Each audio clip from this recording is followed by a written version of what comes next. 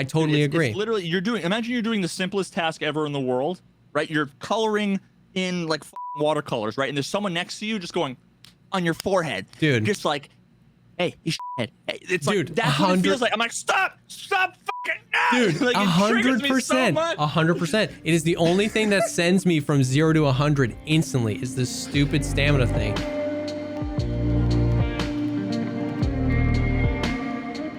What's up, everybody? Welcome to the podcast, the show dedicated to talking about all the poggers things in life, like music, content creation, and video games. I'm one of your co-hosts, JesseKazam, and I still haven't found a single gas analyzer. And I'm Veritas, and I tried to find a gas analyzer in the factory filing cabinets. Just because I heard you were looking, and I thought that would be so perfect because of all the clips I have of you being like, I can't find gas analyzers, and then I would find two in the same raid, drawer, in the same raid, like 4 raids in a row, and I just had to send those clips to you. But yeah, I haven't found any. Yeah, I was about to say, normally, because like you've taught me the way, like the past 2 wipes, I have found so many in filing cabinets, like throughout the wipes, even later on. And so I was like, man, he's right. Like filing cabinets are the way. Screw interchange, screw Ollie, like filing cabinets are the way. And this wipe, it was just like they freaking took them out of the loot pool or whatever, because I haven't found a single one. Yeah, I haven't really even been like looking. Yeah. There's so many other quests. Yeah, there's so many. I never focus on the ones that are like find X item. Those are ones I just do passively. Yeah. The only times I'm worried about those quests are the gas analyzers and the flash drives. And that's because you can't get to Peacekeeper's quests unless you do the flash drive quest, because then that unlocks Friend from the West. And you can't do any therapist quests until you find the gas analyzers. It's like hand in 3 Saluas, hand in 3 gas analyzers, and then all of those quests, healthcare, privacy, all that open up. So those are normally the only ones I'm like, ugh, it's super lame. But even still, even having basically all of therapist locked, I still have like 29 quests active. So it's really not that big of a deal, because it's just like go do stuff and you'll find them eventually. And I feel like are the daily quests kind of fucked up for you right now? I feel like some of them are glitched where like I'll accept a quest or turn in a quest, and then it'll be like you get your reward, and then you see a whole bunch of quests pop up like, here are all the quests that you can accept, and then all of a sudden they just disappear. It's like, wow, where do they go? Yeah, seriously, that's been happening to me. A bunch of bugs around that. Like Finest has been having it where he'll turn in a daily quest and it'll give him the experience, and then like 2 minutes later it'll take the experience away. So he notices when like he'll go from like level 13 to 14, and then he's like in the trade or buying something, and he'll click buy, and then he'll be level 13 again. And he's like, what the hell? And Does then it give him access to like level 2, prep or whatever, and then all of a maybe, sudden, and like, then it takes it away. Yeah. And then that has happened to me a lot, where like either I get 3 new dailies while my 3 dailies are still active, but then when I try and accept them, they go away. Or when you submit it, it's like, here's all the quests you can accept from them, and then it's like error 209, and then all the quests are gone. It's been weird. Dude, I have the most buck wild daily quest right now that I want to go away. I don't want to look at it anymore. It's from Peacekeeper, and it's like find 14 of the like Apollo cigarettes. I'm like, in like 3 hours? Yeah, fuck no off. way. Like, are you kidding me? That's harder than like the like addiction quest where you have to find like 5 of each. Oh, dude, freaking! I saw a picture of on Twitter of a daily, not a weekly, a daily quest to turn in 4 gas analyzers, and it was like, yeah, right, And you got like 3,000 XP and 200 rubles. It was like whatever. Some of them are weird. Some of them are fine. That's just the insert, pick a random number between 1 and 15, pick a random item between 0 and 8 million, and then, there's your quest. Yeah. And sometimes it's like find Tashanka for 10,000 experience, and sometimes it's find 14 Apollo cigarettes for 200 rubles, and it's like, okay. But all that being said, I mean, so the last time we did the podcast, I got it out over the weekend too, thank God, because the wipe ended up happening on Sunday. We were talking about that. The next day they pushed out that everything's 99% off, and then Sunday they pushed out the wipe. This wipe was crazy, because like, I don't know, but there was already some crazy shenanigans coming in the patch, and then the patch notes was like, it was like Christmas morning because there was so much extra in there. How has your... I still haven't even read the patch notes. Really? I'm not gonna lie, I still haven't even read. I mean, partially it's because like there was just so much. I don't know. I just like feel like reading it all. I don't know. Like and usually I just get told by chat what's new, but then there was a bunch of stuff in here that like people were talking about that I'm like, I haven't read the patch notes. Everybody kept talking about it. It's so funny. All of the typos made it so confusing. We're like, have you seen any of the rouges? Oh my god. Over and over and over, people just kept talking about the rouges. The rouge, and I'm like, I just assumed it was another game or like a new item in the game, like. Yeah, I didn't realize it was like I didn't know there was another like NPC faction that are. I'm not even sure. They're rogues, yeah. Rogues, yeah. Okay, because like I was like, Chad, are you saying like rouge or rogue? And there were 10 responses. 5 of them were rouge, and 5 of them were rogue. And I'm like, and you're just like, at this point, it's not worth asking again. Yeah. Yeah. And even if I read the patch notes, I wouldn't even be confident because they would fuck that up. Like the Russian translation would be. So I'm like, even if it says rogue, is it supposed to be rogue? And everyone's saying rouge because it was corrected on Twitter. And like, dude, so much, so much. What? I mean, I guess we can just hop in and I guess just like really quickly, the 60-second or less. How has the vibe been for this patch with all the changes? Just like, is it all of the additions, is it rekindling the love, or is it? So all of the additions and changes are all great. Yeah. Agreed. I had the first 2 days of the wipe was like literally I died once, and it was to landmine. Jesus, dude. My KD was like 79, and my I don't know what my stats are now. I literally didn't lose a gunfight, and I didn't die to anything but, like I said, landmines. And it was one of those, are there landmines over? Boom, yeah. And I was like, oh fuck, turn around and start walking to like the nearest tree so I could find, boom, dead again. It's like, yep. Shit. Yep. But yeah, so like I have 48 raids, 60% survival rate, and my KD's 11. Jeez. 200 kills. My first day was rough. Really? I didn't die at all. My first day was brutal. But yeah, so overall, the additions and some of the the new features and stuff are all great. I didn't have any real major issues until like the end of day 2, day 3, and then today I think is probably like my day 4. I didn't play the last day or two for reasons I don't need to get into, but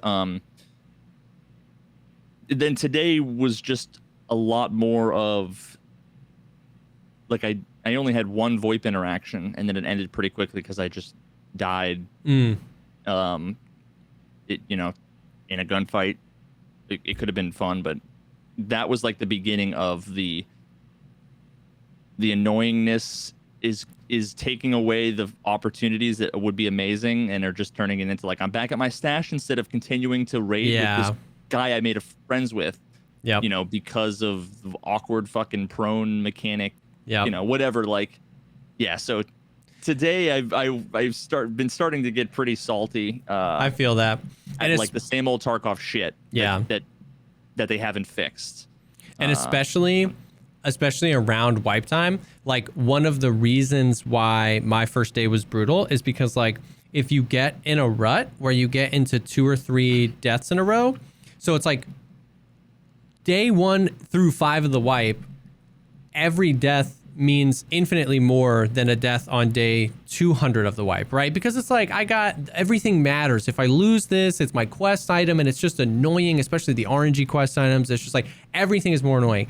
And so you're like riding the high of the wipe. I'm trying to stay positive. And then it's like you get to 2, 3, 4 deaths in a row, and then every queue is 13 minutes. And you're just like, it's really hard to keep the vibes high when you die to some bullcrap and then have to wait in another queue. So it definitely like It's easy. That was my day one. I was going to go for a 24 and I called it early because I was like, I'm just getting salty. I love every single one of these changes. I'm just dying a lot. I'm not playing well. And then day 2 was phenomenal. Like I went on like an 11 raid win streak and day 2. But day 1, I was just like, dude, I'm starting to get mad. You know what I mean? It's just. How many times did you get asked, what are your thoughts on Inertia?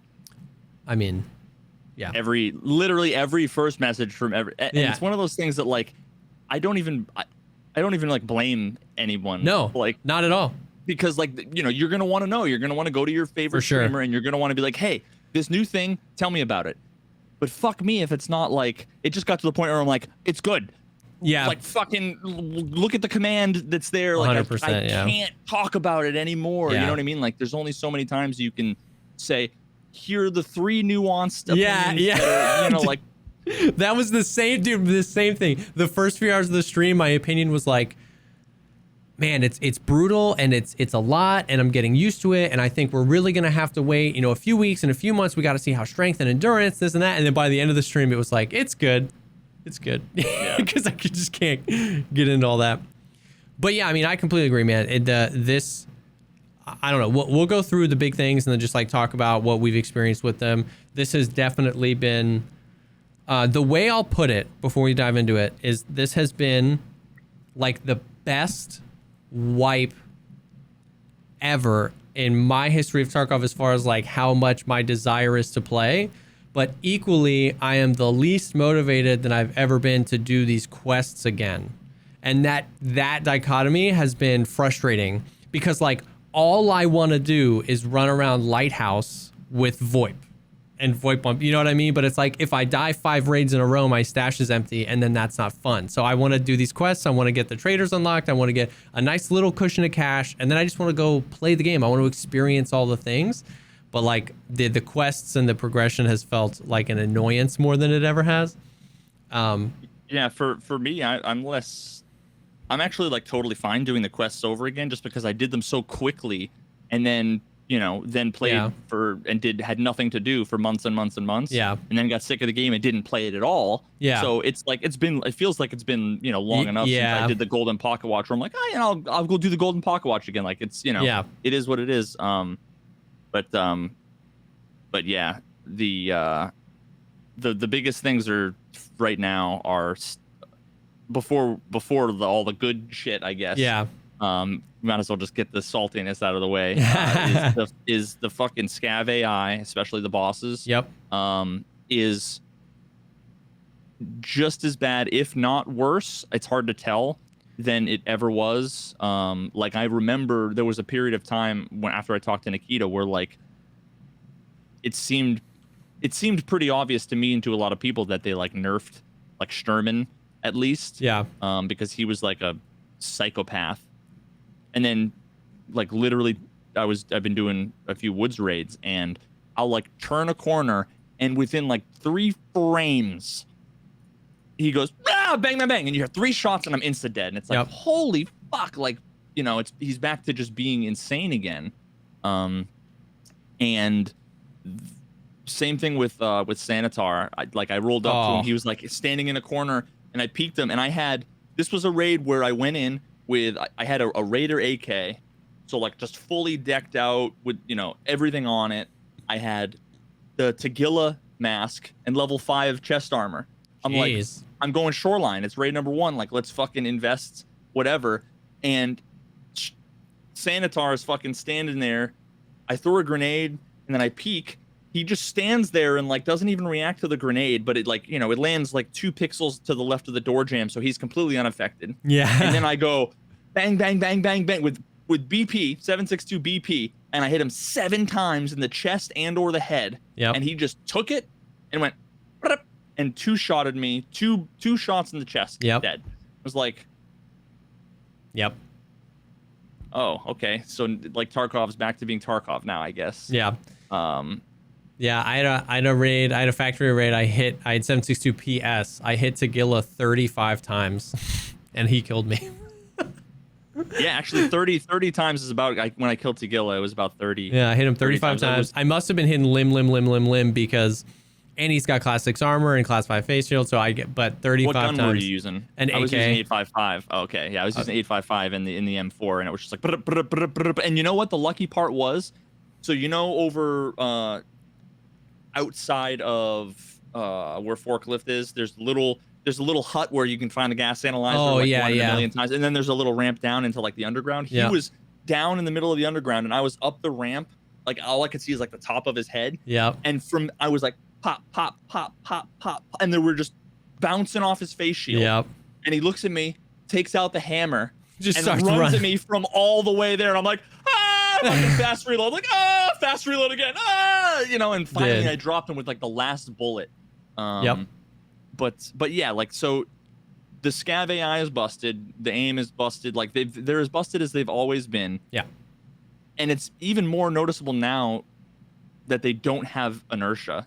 Yes. They'll run and then instantly go back the other way. And then the net code is still like exactly the same as it was before. Yep. Like the inertia didn't, as much as we kind of thought it would, the inertia didn't fix the issues with engagements and netcode. Yeah. I mean, even like if you just see a guy running straight and you want to like line up a shot, first of all, inertia isn't going to affect that, right? Because he's already moving. Just in motion, right? Yeah. So they're like, fucking stuttering along. Yep. The AI, even the AI just walking. Yeah. Is like, it's like really hard to just line up a little. And then the thing is, as soon as you press mouse 1, they go and run the other way. And then it's like, then you're definitely not going to hit them. Yeah. But yeah, it's been. No, yeah, I mean, hard. You can still bob and weave too when you're running, and yeah. It's definitely, it's one of those things where it's like we've said, we don't mean to be Debbie Downers or just come down on it. It's the same thing. It's like we said, no matter how good or exciting the new things are, as long as these very few but very egregious issues persist, it just makes it hard to enjoy those new fun things, right? Like, you know what I mean? If what I found funny was there's actually a line in the patch notes, list of fixes, fixed an issue where bots could instantly move to a crouched position. I had never seen that in my entire life playing Escape from Tarkov until after patch 12.12. Have you noticed that? Where they the first clip in my first video from day one, I did like the Minecraft fucking Enderman. Oh, that's funny. Like sound effect, because I turn the corner, I aim at him, and like I bring up the scope, and you see his head, and then when the scope gets up, all of a sudden he's gone. Yeah, they don't. And then I go down, and you see he just instantly went. Yeah, it was the first time it's ever happened. Exactly. They don't move from crouch to up. They teleport. It's like a frame. And what I just found it so funny that I had never seen that once in Escape from Tarkov, and then they fixed it, and now it's every raid, and it's like, and so, it's frustrating, and hopefully, and playing not playing the devil's advocate, but I guess the eternal optimist in me, hopefully, is that they're on Unity 2019. They dumped this big content patch. They had been working on Inertia for forever. They had been working on Voip for forever. They had been working on Lighthouse for forever. They had been working on the malfunctions for forever. They've been working on this stuff for so long. They did a content dump, and then maybe the next major patch we get, the 12.12.5, is like an optimization, a more network focused thing is what I'm hoping for, because like audio, like Steam audio, networking, all the stuff that they said that Unity 2019 was going to allow them to do. I'm trying to reserve judgment because this was a giant content patch. So I can rationalize in my brain to be like, all right, get that out, fix those major issues, now go back and just like optimize the game top to bottom now that it's on this new engine and now that all this stuff is here. That's what I'm hoping for.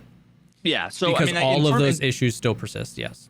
For sure. In terms of what they added, I would say like 9 out of 10. I like super surprised. Yes.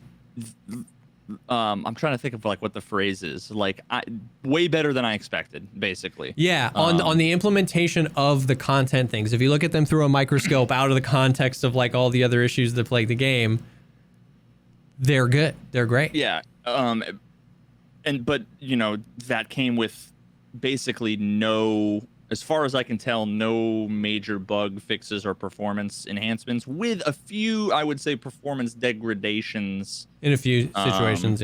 Yeah, like, I mean, I'm only getting like 60 or 70 FPS on a bunch of the maps, which is worse than it was before. Although I will say the SSR, the screen space reflections, the water and everything looks fucking unbelievable. Looks fantastic. So good. But it's like, would I rather have 30 or 40 or 50 more frames? Maybe, yeah. So, hopefully, they can make some improvements there. Lighthouse, I've literally spent 14 seconds on Lighthouse. Really? I've done 2 scav raids and I've died. I don't know the extracts. I don't feel like looking at a new. I still don't even know all of the woods expansion. Like, I get you. I figured by the time I get like sick of the same old Tarkov BS, maybe then I'll just dive into Lighthouse. Like, I'll be a Lighthouse main, and then I'll actually learn the map. But right now, I'm like I don't even care, dude. I did play it twice, and both times I was like 38 FPS. Like, what the fuck? It was awful, dude. Yeah, just atrocious. So let's start there, because I want to talk about Lighthouse. Lighthouse. So the map is incredible. Like, I know you said you haven't spent a lot of time on it. I get an average of like 60 to 70 frames, and then it definitely like I get some weird stutters or some weird frame drops on that map for sure. I remember Reserve being the exact same way when it first came out. It was atrocious. They did, technical patch after technical patch, and now it's at a point where Reserve plays maybe 10 or 15% less frames than the other maps, but largely the same. I think Lighthouse is going to be, when I have enough money to just dive into it head first and like no life it, I think Lighthouse is going to be my favorite map in the game, because it brings my favorite elements of woods, and it brings my favorite elements of customs, and it brings my favorite elements of shoreline all to one map. And you know what I mean? I really want to love Reserve, because we've talked about it all before, because how the amount of player choice. You could play close range, you could play long range, you could play, verse AI, you can play PvP. But with the addition of the underground, I feel like the underground just sucks all of that away. Everybody goes underground, they call the raiders, they kill all the other players and raiders, and then they leave D2, and it sucks all of the commotion downstairs instantly on Reserve. And this just feels like Reserve, but without that. It's so big. The map design, I'm constantly finding these crazy sniper spots where you can see so far and like attack the rogues. When I did my first map guide, I didn't even realize that behind the rogue camp is the whole freaking train yard where the train comes in. It's very interesting in how it's very linear. It's very wide. It's not like a square. I need to look at a map. I still have no idea. I went to like 2 buildings and died. Yeah. So to me, it's indistinguishable from like one of the little towns in Interchange. I mean, sorry, not Interchange.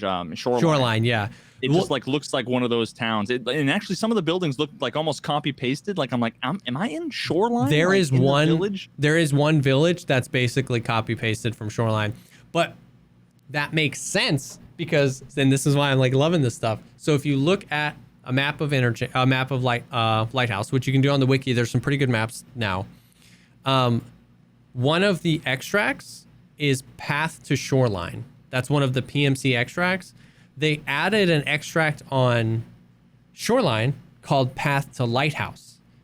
And right by the Path to Shoreline exit on Lighthouse is the village that looks like Shoreline.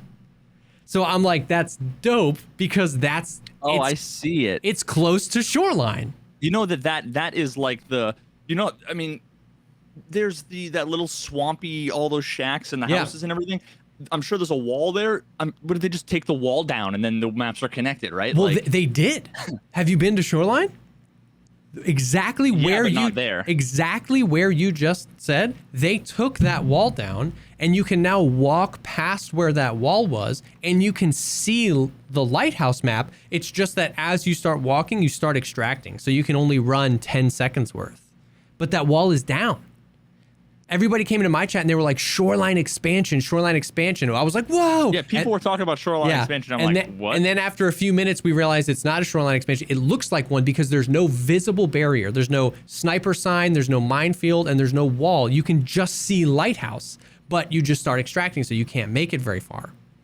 So, and if you were to go, you would run right into the village that you said looks like copy pasta from Shoreline. And then as you go through the rest of Lighthouse, it looks very unique. So it's like their map design is so good, bro. So nice. It's wide, cool. And it's broken up into like sections. You've got that little Shoreline village. To the south of that, you've got these whole grand chalets, like the really cool looking like wildernessy houses. There's dope loot in there. If you keep going south, there's a few extracts and roads. South is to the right on the map because, yeah. I'm looking at a map of it, like like someone like photoshopped the map. Yeah. It looks like Shoreline. It almost looks like a mirrored version of Shoreline. Like I see there's water on the south, and there's like a river that goes up the middle. I'm like, where's the power station? That's funny. It's like a squished version if you look at it that way. Yeah.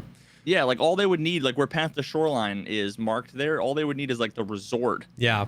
And then it would be fucking Shoreline. But the thing is so it's next to Shoreline in the sense that like the shore kind of like wraps around a little bit. So is Shoreline on like the south coast and this is like the west coast? Yes. So when you're looking at that Lighthouse map, the right is south, the left is north. So if you turn it and attach it to the side of Shoreline, you're exactly right. So that's that. That's why it all kind of connects and fits. And each place, man, looks really, really cool. So the beach, there's just a lot of cool new assets, broken down stuff on the beach. There's those big grand chalets that they look really, really cool. There's tons of insanely good loot up there. There's extracts over there to the south. And then if you're looking at the map, in the bottom right-hand corner of the map is the bridge to the lighthouse. Like the lighthouse I saw you there. Yeah, it's not the focal point of the map, which I found really interesting. Additionally, why I like that is because on the complete opposite side of the map, on the left of the map, if you're looking at it, is the rogue camp. And right now, that is the focal point because that's where the rogues are. It's all the loot. It's all the good stuff. So when the lighthouse gets opened, the two main focal points of the map will be on opposite sides of each other, which I think is kind of cool. So where's the rogue camp? If the lighthouse is in the bottom right? So the river that runs through the middle of the map, just to the left of that is the rogue camp, and then to the left of that is the train yard. The rogue camp is its own entrenched, squared in thing. Like water treatment? Yeah, water treatment. That's the rogue camp. They basically USEC base, rogue USEC base. Oh, so it's like looks like it's between the treatment plant and the train yard. Yeah. Yeah. Huh. So the map is S tier. Where it feels like Shoreline, it makes sense that it feels like Shoreline. Where it feels like Lighthouse, it just feels good. I'm super excited. The freaking sniper on the Lighthouse does not let you get very close. I found that out the hard way. Yeah, that's like the 4 seconds I got to watch your stream when I shared that. Oh yeah. That clip was when you guys were like suiciding at the sniper. And then the rogue camp, man. Like, tell me about the rogues. You are gonna love this. You are gonna love this because it's like labs in the sense that the rogues are there every raid. It's not sometimes. It's not like reserve where you're like, can I get them? They're there every raid. So the rogues are a separated faction of ex-USECs. So the raiders are basically defected PMCs that like joined up, USECs and bears. And the raiders are the rogues are non-hostile towards the raiders, but they're not completely aligned with them. They're USEC only. And they basically just said, you guys do you. This water treatment plant is ours, however. And so the AI, the rogues, if you are a USEC and you approach that, they will comm at you and they won't do random comms. They will say, get back. They'll tell you to go away. If you're a USEC, if you enter the camp, they'll shoot at you. If you're a bear and they even see you, they shoot at you. They're slightly sympathetic towards USECs, but they don't want you in their stuff. It sounds like awesome. the scav bosses, 2 player scavs, with like depending on your karma, kind of. Yes, 100%. And so it's sick. And if you're a USEC and you kill a rogue, for the next like 3 or 4 raids, they remember, and you will be instant hostile to them. Is there? And there's no karma or anything. No, like, not with them. And then if you're a scav, can you kill them? If you're a scav, you can kill them and not lose karma. They aren't. It's similar to scav bosses. They aren't instantly hostile to you. But if you shoot any of them, they will absolutely annihilate you. So, and if you're a 4-man and you have 1 bear in your group, they will insta attack all of you because you're with a bear. It's sick. Weird. It's cool. And everybody... I'm assuming they're busted like the raiders in labs. Kind of worse in some situations. But what's cool though is like everybody was like, oh, well, that makes everybody want to go USEC. And then Nikita talked about in the stream, where it's like, well, the Russian GRU is basically going to be the opposite on streets. They're going to patrol streets, and if you're a bear, they'll be sympathetic to you, but they won't want you in their stuff. And if you're a USEC, they're going to insta shoot you. Their AI, I'm relatively low level for how many raids I've played, because me and Seal basically since Wipe Day will do 1 PMC raid and then we scav Lighthouse because fighting them is so much fun, but I don't want to risk my stuff yet. So we're just like bum rushing the freaking rogues. So there's 3 buildings in the water treatment plant. On top of all of them, there are grenade launchers and mounted machine guns. All three of the roofs can have up to 3 rogues on them, and then and I'm sure they don't miss you, and they always see you no matter what. In the southwest corner of the water treatment plant, there's like 3 towers that also have mounted machine guns on them, so they can be there. All the roofs are inaccessible, so if you kill them up there, you can't loot them. But inside the water treatment plant, there can be up to 3 groups of 3 to 5 that roam, and their AI in each building. No, in the entire water treatment plant, there's up to 3 roaming groups, and each group will have 3 to 5. So some will roam in the middle, some will roam around the buildings. You're talking like 10 to 15. Yes. So you can kill all the ones fully geared. Yes, dude. That's where I've gotten all my scars. I haven't bought one from Peacekeeper yet. I just get them all from them. A lot of Raider guns, 7.62 BP. But what's kind of nice is the best armor I've picked up from them is attack tech. They're not just like dropping slicks left and right, which is nice, because then that would just basically be the economy of slicks would come from them. You know what I mean? It's like trooper armors, Karasas, tac techs, you know what I mean? But the good stuff, guns, M4s, 60 rounders, scars and stuff like that. But they probably have like 100 fucking million health. Yeah, so I actually don't know. They don't need the armor. Exactly. I don't know what their health pool is. But they're smart, dude. They're really smart on how they move and how they aggress. The genuine best way to make money in Escape from Tarkov right now is scav Lighthouse, throw your gun in the river, and just run to the raider base. Because every single raid, there is at least 3 to 5 dead PMCs or player scavs that tried to kill them to take their loot, and they die. And you just take all their stuff and leave. There are bodies everywhere. It is hard, but I've seen I've watched Sheaf and Pestily do some runs, and Jeepo too. I've seen Jeepo will do he'll get a 5-man, and they all position around the map, and it takes them 20 minutes, and they'll systematically clear the entire camp, and then go in and loot it. So it's really cool. You have to play smart, and that's what I like. They're definitely aggressive, but it's not undoable. You really can learn their pathing, you can learn how they do, and you can go in there and in the water treatment facility, the loot is insane, bro. I found in just this first week, I found 2 Vertexes, an RFID, 3 Bitcoin, a bunch of the military COFDM things, all of the hideout things that you could possibly need in there. It's it's goated. It's so much fun. When I push through all these quests and get to level 40, all I'm going to be doing is going Lighthouse and sniping them and trying to fight them. But you insta die. It's very, very punishing. Man, it's super fun. It's super fun. That's when I know what I'm doing after this. Yeah. So check that out. So the whole thing. So that's fun. It's a great place to scav because you can make a bunch of stuff, and all of the scavs on that map are friendly as hell because there's way too much loot for any one person to take out. So it's like, yo, let's team up. Let's go get them. You say that, and the one fucking scav raid I did today, I got killed instantly by a fucking...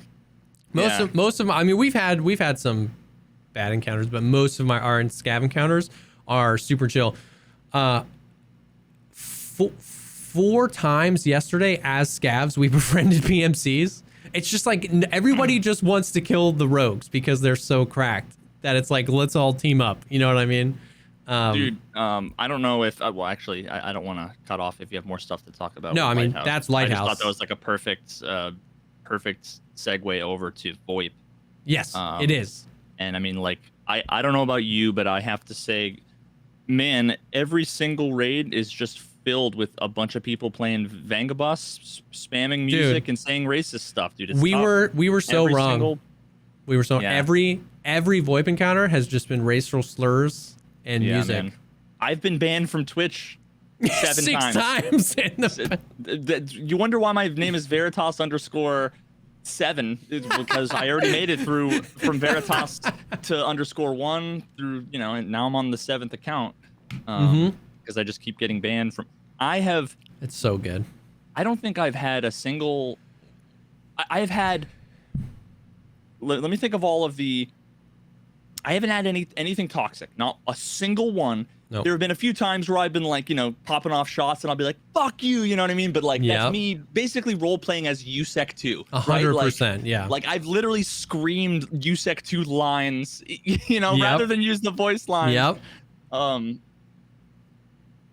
But even then, it was like it wasn't toxic. It was mostly just, you know, like intimidation, having fun. 100%.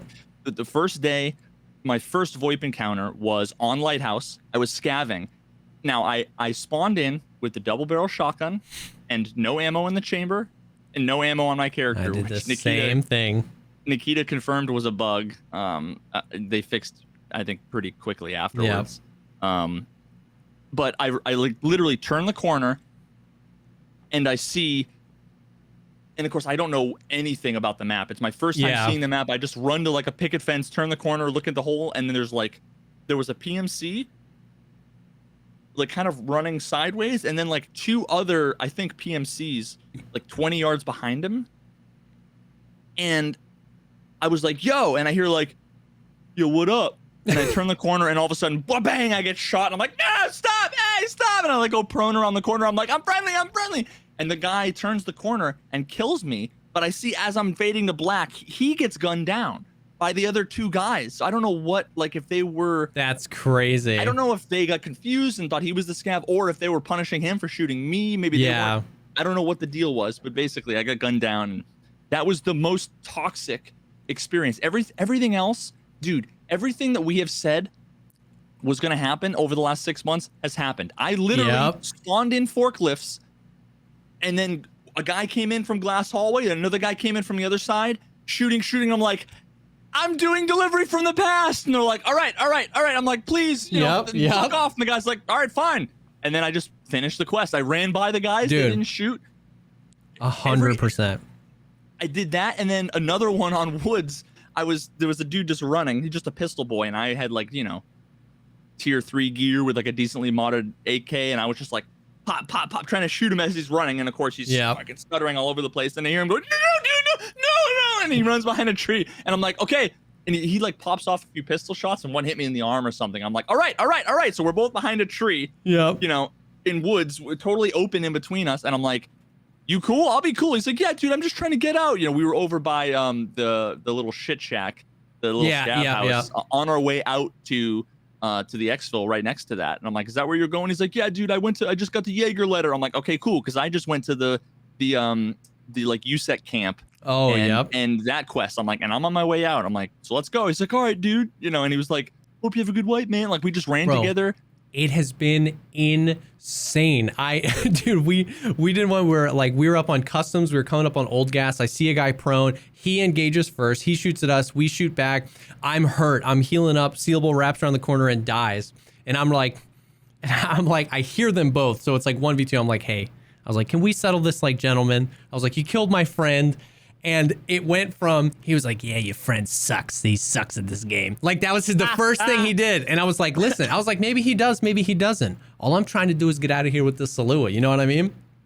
And that conversation ended with them two leaving and just letting me be and going, I'm sorry I killed your friend, man. He just startled us. Like it went from your friend sucks to like, all right, dude, you can.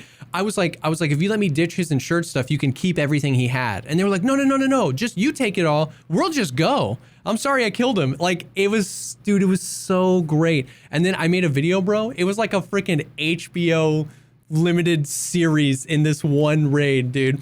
We were coming up on these guys. And they shot at us, we shot at them. We were in one of those just big warehouses and we started talking to him. We were like, hey, can we be friendly? And he's like, I don't know. And Sealable like wraps around and sees one. He engages with them. It turns out it's a bunch of them. So they kill Sealable. So now it's one, I kill two, and then I start voiping with this guy. And he was like, listen, I feel like this escalated unnecessarily. And I was like, I agree. I was like, I agree. I was like, how many of you are left? And he goes, we have enough. And I was like, oh no. And I was like, well, I'm gonna need, I was like, this has to be built on trust. I was like, there's 13 of us. Dude, yeah. I was like, this has to be built on trust if we're gonna make it out of this alive. And dude, Spidey sense, he goes, yeah, man, you never know what might happen. And Spidey sense, as soon as he said that, he was on the other side of the wall, so I wasn't in danger from him. I spun around, and as I spun around, his friend had slow creeped around the entire thing. And as I spun around, he like the Control E leaned around a forklift, and I just went, and I killed him. And over Voip, I was like, you mean like your friend getting dumpstered on? And I like reloaded, and then we like fought for 10 more minutes, and then it cooled down again. And I was like, so this is only going to end one way, huh? And he's like, yeah, I feel like we're pretty committed to this now. And he was like, in another life, we could have been friends. I was like, yep, I agree. And as he's walking around, I see his little toes, tap, tap, tap. I kill him. I wiped all 4 of them. We were talking the entire time. It was the greatest experience of my life, dude. I can't. The most toxic thing that's happened to me over Voip is somebody barked at me. He was like, woof, woof, woof, woof. And then I killed him. That was it. Yeah, it's been amazing. I've had anything, dude. I have a couple other quick stories that I think are worth. It's so good. I love them, bro. We're gonna have to. This is gonna be like a recurring thing where it's gonna be like fucking moments in Voip. Voip adventures. Yeah. Fucking. But was in underground on reserve as a PMC. Oh God. And I heard just a shit ton of fighting, just like. I figured it was like a 4-man squad versus the Raiders. Yeah. And I was coming like walking through the water like real slow, making a bunch of noise, and it sounded like, you know how when if you walk through the water, there's a little closet area, and then there's like scaffolding up. Yep. So I see like and hear all of the gunfire and everything up on the right, like by the scaffolding. Yep. So I like.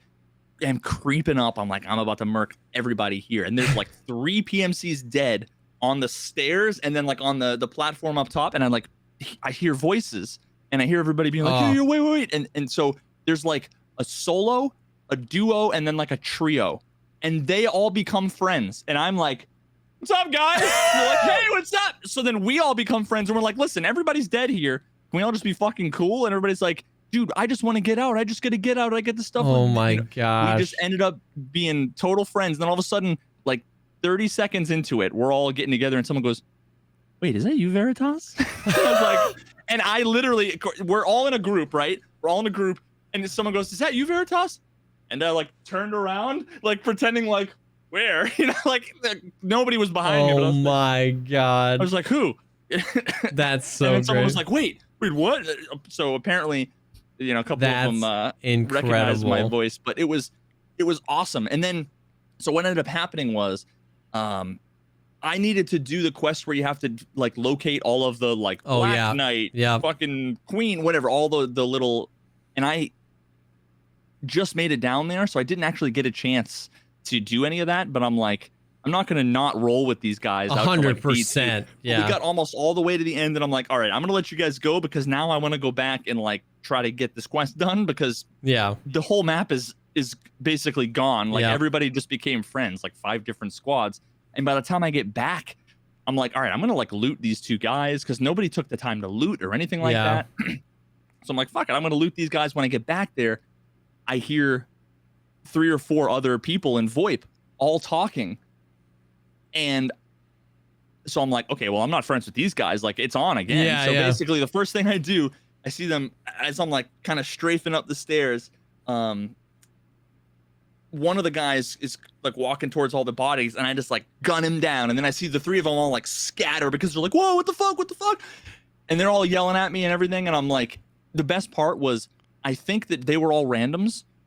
So they didn't care that I killed that one guy. I was just like, listen, I'm looting because there was like 3 PMCs, and then the scab I just killed had a pilgrim. I'm like, there's so much loot right here, and I want to get all this shit and get the fuck out because I had started to like loot a couple of the backpacks, and I was like transferring everything over, and I had all good stuff in some other dead corpse's backpack. No. Didn't get it. I'm like, you guys fucking roll up on me, and they're like, no, I'm just gonna come over. I'm like, nope, you fucking roll up on me. I'm gonna kill you all. And then they ended up basically all staying there. I grabbed all the shit. I looted them really quickly, and I just got the fuck out. But basically, I was able to hold them all back. I'm like, I'll kill you all. Like, you all roll up on me.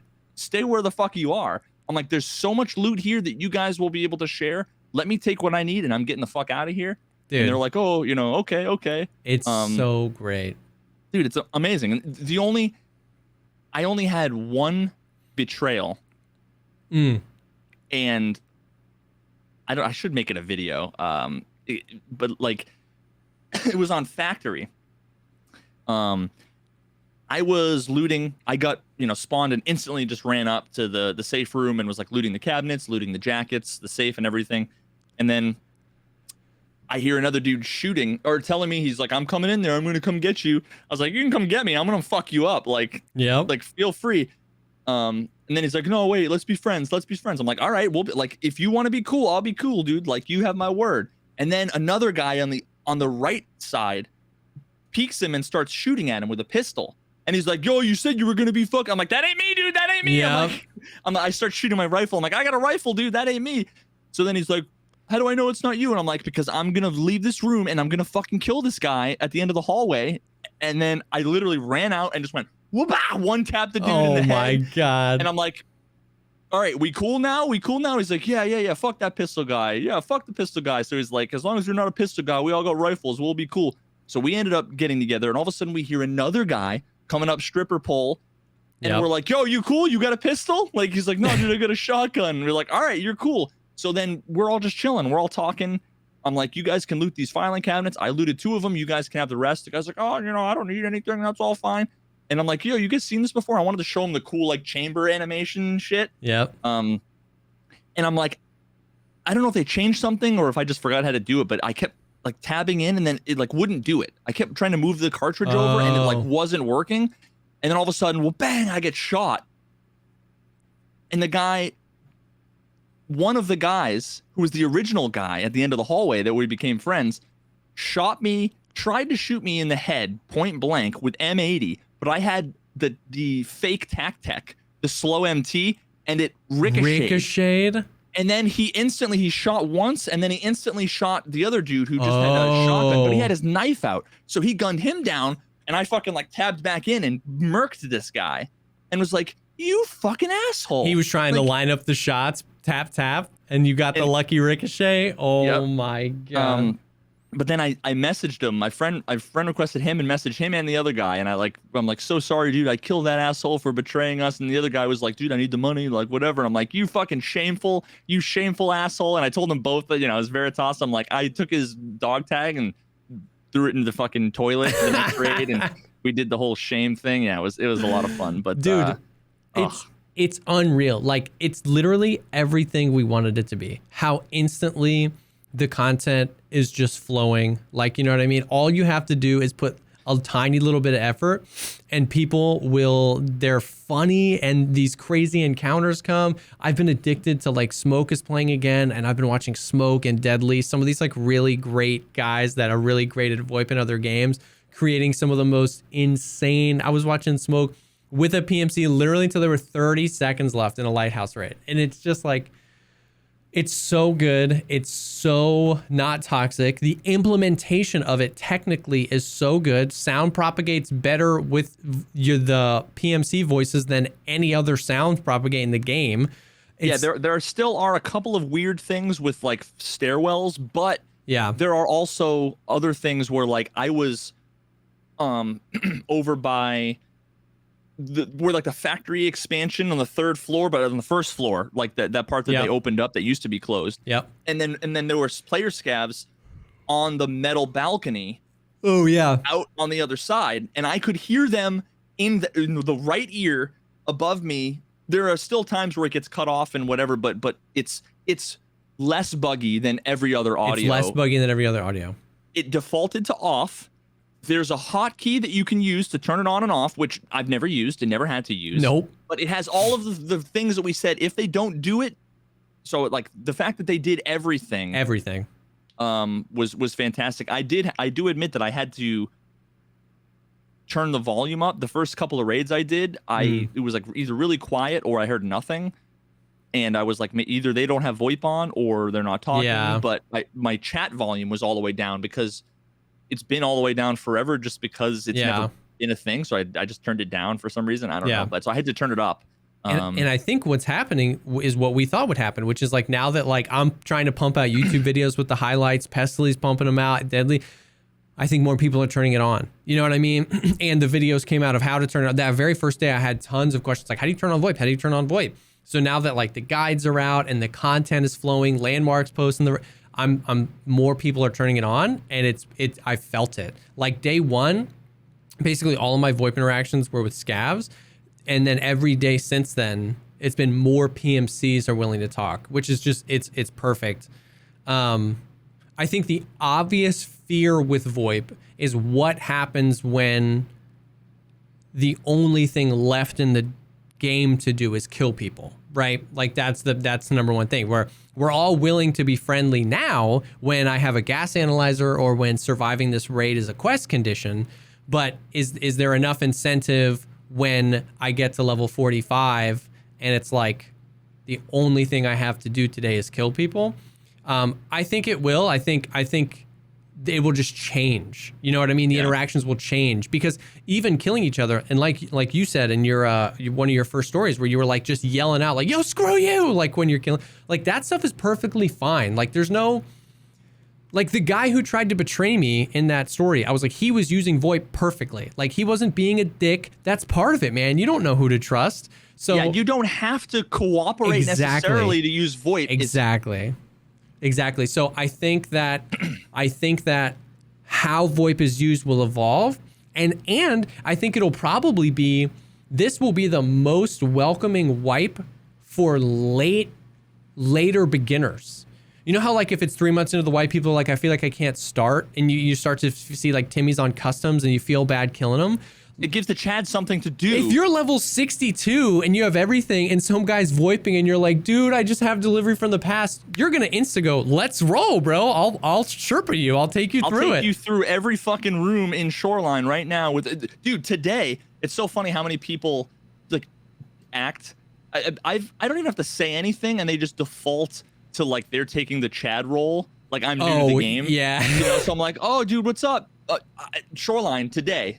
The first Voip encounter, the only Voip encounter I really had today, was I literally spawned, it had the god spawn. So I'm running up trying to get to the resort, and I get to like the fence on the outside, and all of a sudden I hear a guy, and I'm like thinking, okay, well, I'm just gonna keep running, you know, whatever.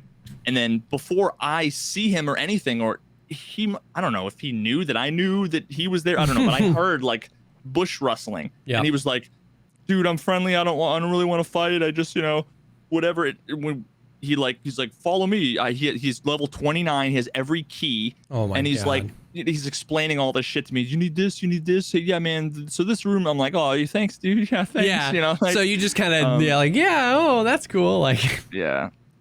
But yeah, dude, it's people are literally already like they're trying to take me under their wing and like Sherpa me when I don't even need or want it. Yes. So all the people that are like, hey man, help me.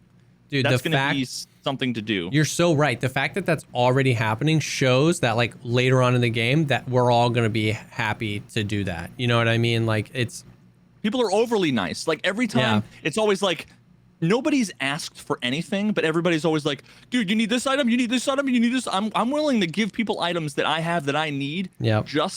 And it's almost like to prove you mean well. Like I'll drop you this, Salua, or I'll drop you this, fucking, CPU fan or whatever that like obviously I'm gonna need at some point, but like you need it, hey, let me drop it for you, dude. 100%. And I think that goes to show exactly why we talked about the reason Voip wouldn't be toxic in Tarkov was because the Rust example, I can't just respawn at a sleeping bag outside of your base when I die. Like I'm risking something here. And that is the reason for that. People come, it's like, yo, do you want a Salua? Just don't kill me. Just don't kill me. Do you want this? Do you want that? It's like your life matters in Tarkov, and it sucks dying, and it's frustrating dying. And if there's any way where we both take a W here, you needed this thing I had, and I just need to survive. Let's take that. And so it's so good. It's so good. I am so excited. It's single-handedly, like, I've never been more excited for the mid game. You know what I mean? Normally, like day one, Tarkov starts at its highest and it starts going downhill. Day 3, you run into your first guy who wipes Scav Boss and has like a Gen 4 and a freaking kill helmet, and you're like, oh, already? This wipe, I'm like excited for the mid game. I'm excited to just like get a little bit of stuff and experience all this new stuff and VoIP with people and just create crazy encounters. And that's a really good sign. Additionally, the fact anything that's added to the game that has players from every single playstyle praising it is a good test that it's a good thing. When you have like super slow tactical players, super aggressive Giga Chads, 80-hour-a-week no-lifers, and 5-hour-a-week casuals all tweeting out VoIP is the best thing to happen to Escape from Tarkov in years. Every thumbnail from every content creator, nobody's complained about it. Not why. No, it's a good feature if literally everybody loves it. Dude, so it's awesome. I sent a message to Nikita on day 1 that was simply this: VoIP is amazing, period. It changes the game, period. It's the best feature you've ever added, period. Don't change it! ! And he said, okay, with a smiley face. Dude, straight up, the only thing I want to change in VoIP is I want them to either remove or extend the talk timer. It hasn't been it hasn't been an issue for me. Every single VoIP encounter. I'm a talker, bro. I want to have some conversations with you. And every single raid that I'm in it with people, if it goes past this is like tier 1 VoIP encounter. Yo, friendly. Yeah, friendly. Okay, you're cool. Yeah, you're going this way. I'm going this way. If it gets past that, I'm always running out of time. And then if I run out of time in the middle of a sentence, you have to wait 5 seconds, and the guy's like, where are you? And then you wait, and you're like, sorry, the VoIP thing cut out. What I was saying was, weird. I've never even come close. Oh, dude, yeah. Or at least I haven't noticed it. But that's the thing. There's no audio cue. So, like, sometimes you continue to talk. You're continuing to press the pedal down, but you just stopped talking on their end. There's no audio cue that you stopped. And it was introduced as a way to combat toxicity. It's like, bro, make it 30 seconds instead of 15. Even that would be great. But I burned through the timer. Yeah. Can you just like I can see someone screaming some real toxic shit, right? Like I can see that. I still can't see someone running through playing music. I just can't see it.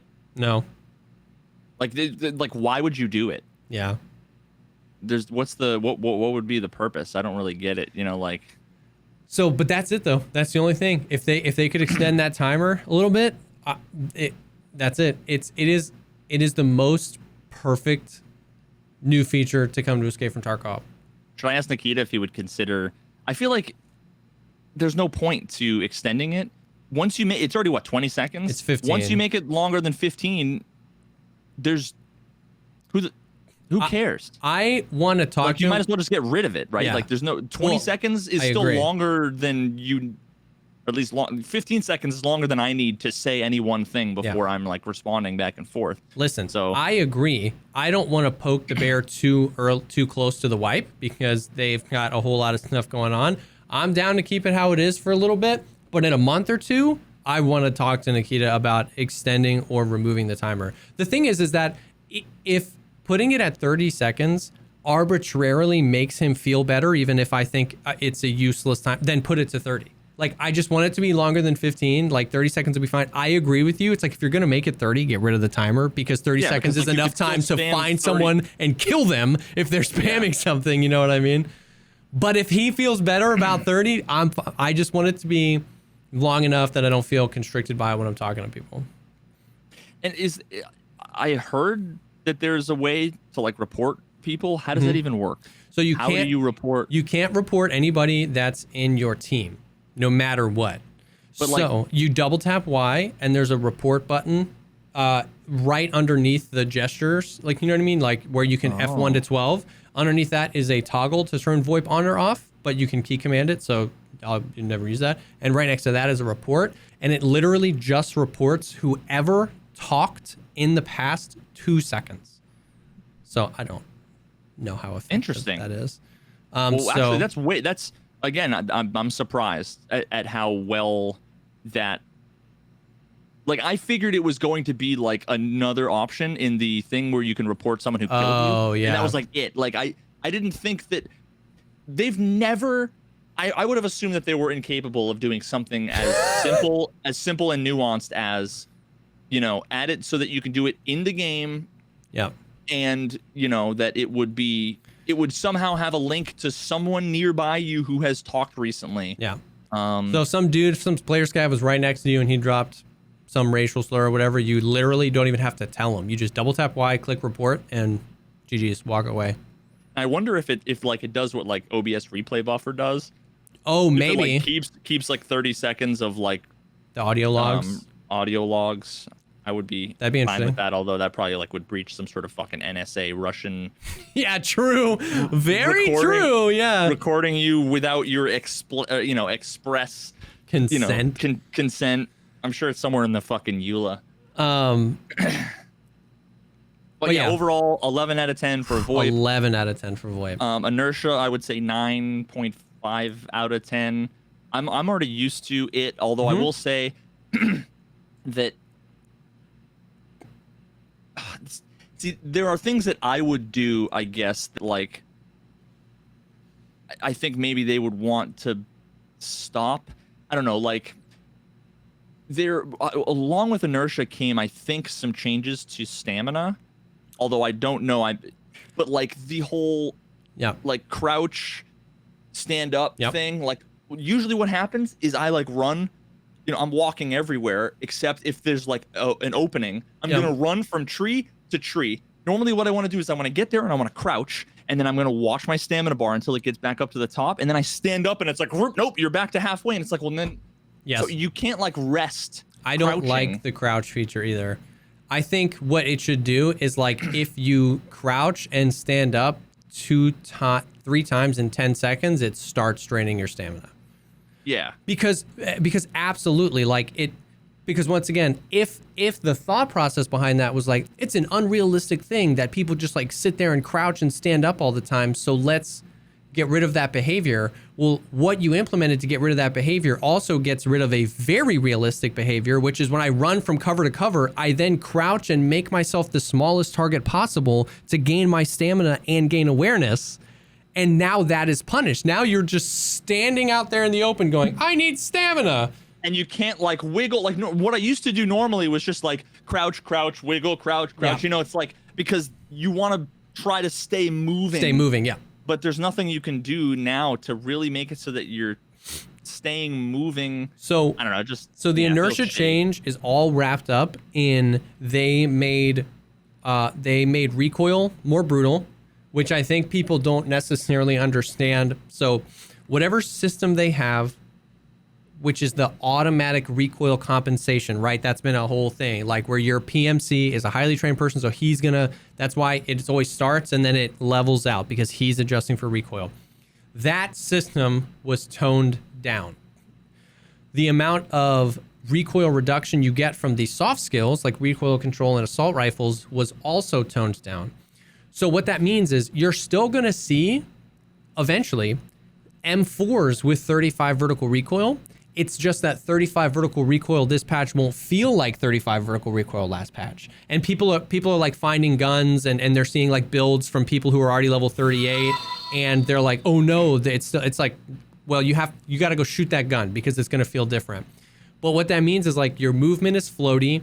You feel like a boat. Every time you shoot a full auto gun, after 3 shots, you're in the ceiling. And if you crouch to get behind cover, your half of your stamina is gone. And I think they increased the amount of stamina you lose when getting shot.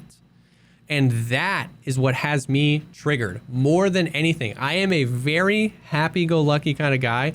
When I'm out there and I get shot by a scav that I can't see and my options are like, okay, turn around and face this scav I can't see and let him shoot me in the face, or just walk away from him because every time I get stamina to the green, he shoots me again and it goes all the way back down to 0 and you can't run. It's not about being pre-pained because your stamina is done.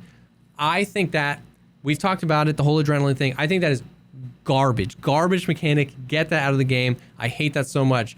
And I think the people who are frustrated that Inertia feels overtuned, they feel it's overtuned when all of those things happen at once. Stamina drain, recoil craziness, and really floaty, boaty inertia movement. And in those moments when you die, you feel like, what the hell was I supposed to do there? You're just like a fish just flopping around on dry land. Dude, did you see my last death before the podcast? I did, yeah. On customs with that guy, and it was just like, first of all, I was purposefully dehydrated because I'm like, I want to try and kill 2 birds with 1 stone and be dehydrated while I loot 303 and then get out because I got money. I can take the car. I got 10,000 rubles. And there's 2 guys, and it was like I had an AK with a red dot. So my vision's already fucked up and blurry. Yep. And I'm like 1 fucking ounce overweight because of the last tiny little slice of cheese I grabbed that then put me over the threshold. And then I see these guys, and it's like I'm out in the open, and it's like pop, pop, pop, pop, pop, pop, and I'm hitting him, and he's hitting me, and I can't fucking see anything, and his buddy is there, and I'm like trying to reload, but I can't move, I can't run, I can't crouch, I'm just stuck in fucking quicksand. Yep. And all you have to do is, it's like it's forcing you to be a fucking potato because my arms are blacked out, and I'm exhausted, and I'm getting hit and aim punched. And it's like in any other game, you would just run away if you were that. But it's like, no. You gotta have you have to have the worst aim, and you're not allowed to run anywhere. Exactly. Give me a way out. Give me an alternative, because that's where skill sets in. The skill of knowing, the best players in the world know they've lost a fight before they've lost it, so they disengage, heal up, re-engage at a place where they can win the fight, and that is removed. You know what I mean? I'm 200 yards from outskirts. I feel it's a safe place to start running, to start sprinting. I'm going to sprint to the extract. I got my quest item.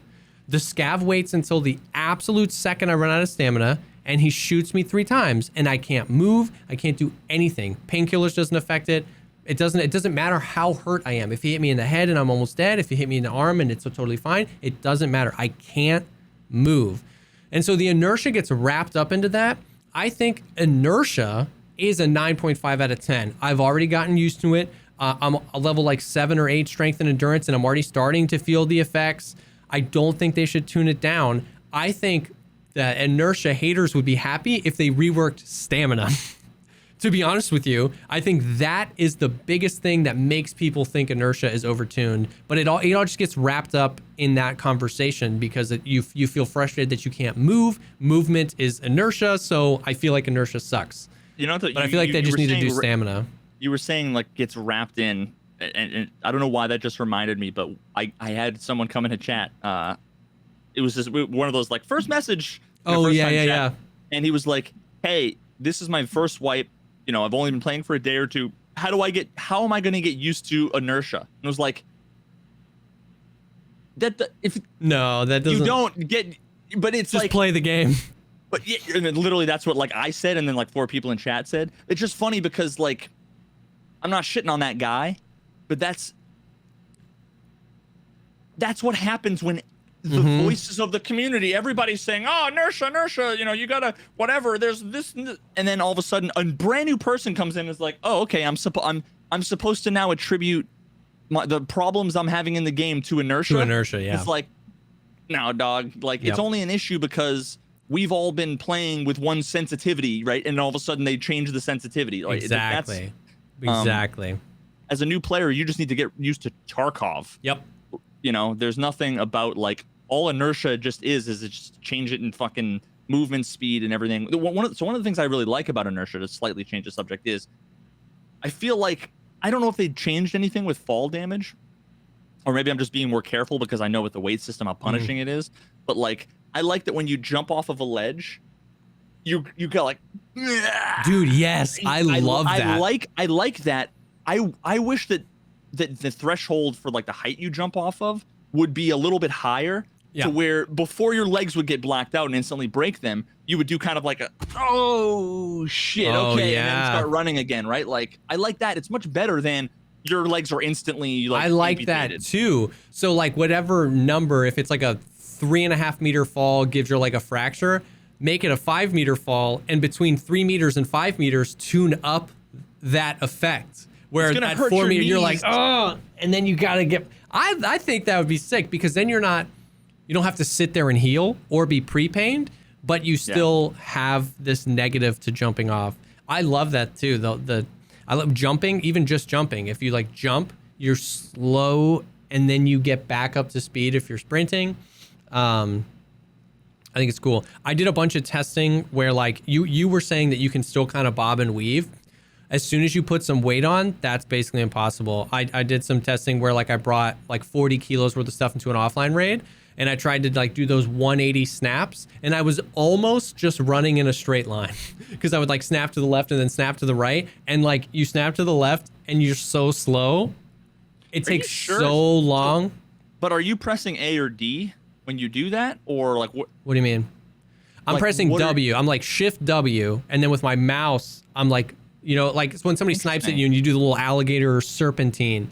When you have a decent amount of weight on you, that is brutal. I've been like overweight a ton, 30, 40 kilograms, where to the point where it's like, orange or whatever. Yeah. But I haven't experienced that. It's more like what you were saying before, where I try to serpentine, but then you just end up turning in place because you can't move. Dude, one of my least favorite moments from like day 2 was Sniper Scav on customs, and I was literally like, iron sight SKS, but they were perfect shots. But I think because it was like a shitty 50% SKS, I don't know where my bolt, but it was like pop, should have been a headshot, nothing, pop.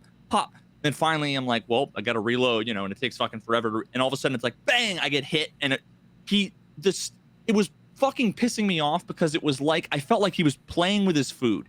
It was like, bang, get hit, bang, get hit. And I'm just slow walking away like, dude, fuck, and bang, get hit. And I'm like, I either kill me or don't. Like, fuck off. Yep. Stop just hitting me because that's what I'm saying, dude. I got shot like 8 times and I just couldn't. And if you could run that, once again, the stamina changes that whole thing. If his accuracy was exactly the same, if every time he shot you, he hit you, but you were able to run away to cover, each shot adds to the intensity. You're like, oh, get to cover. You're moving. But because you can't do anything, after shot 2, it's like, if you shoot me again, you better kill me because I'm going to be pissed if I die to the 9th shot when I just about to wrap around cover. I totally agree. It's literally, imagine you're doing the simplest task ever in the world, right? You're coloring in like fucking watercolors, right? And there's someone next to you just going on your forehead. Dude. Just like, hey, you shithead. Hey, it's like, that's what it feels like. I'm like, stop fucking. Dude, like, 100%. So 100%. It is the only thing that sends me from 0 to 100 instantly is this stupid stamina thing. We need to have Nikita back on and ask him about it because we've talked about it. There's 8 different ways you could do it. Some sort of adrenaline effect where I have a few seconds to run and get to cover would just make that so much better. Now, this is a crazy idea. But what if getting shot didn't fucking change your stamina? like at all. Yeah. Imagine they just turn that off. Is there anything bad about that? I can't think of anything. I can't think of anything. Like, my stamina's shit right now, so like I can only run for about 4 seconds when I have nothing on me before I'm out of stamina. Yeah. So I see no reason why I've never once shot at an enemy and felt like my shots caused them to run out of stamina. I've never felt like that was a tactical advantage to me. I've only ever felt that it's been a negative, and 99% of the time, it only is from scabs. You know what I mean? Yeah. So it's like, just adrenaline, I think, is a cool system, but if it's easier to just get rid of it, I'd be down with that too.